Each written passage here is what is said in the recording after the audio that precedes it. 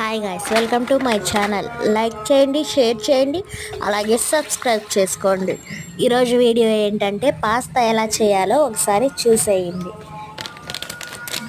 ఒక చిన్న కడాయి తీసుకోండి. కడాయిలో కొంచెం వాటర్ పోసుకోండి, ఒక గ్లాస్ పోసుకున్న తర్వాత కొంచెం దాంట్లో ఆయిల్ వేసుకోండి.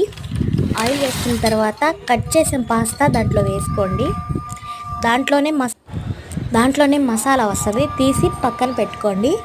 ఆ పాస్తా బాగా బాయిల్ అవుతుంది. బాయిల్ అయిన తర్వాత కొంచెం సాల్ట్ వేసుకోండి. వేసుకున్న తర్వాత ఇలా నీళ్ళన్నీ ఇనికిపోతాయి. ఇంకా స్టవ్ ఆఫ్ చేసుకోండి. స్టవ్ ఆఫ్ చేసుకొని ఇప్పుడు దీంట్లోకి పాస్తాకి ఏమేం కావాలో ఒకసారి చూసేయండి.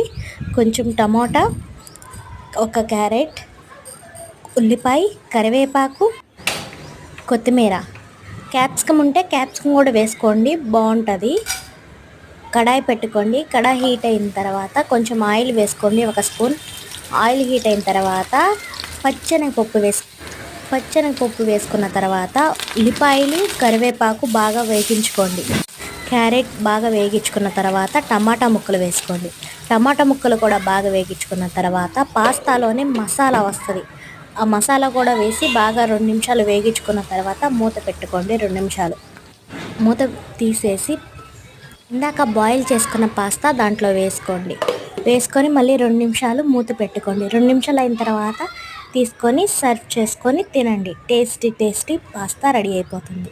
లైక్ చేయండి, షేర్ చేయండి, అలాగే సబ్స్క్రైబ్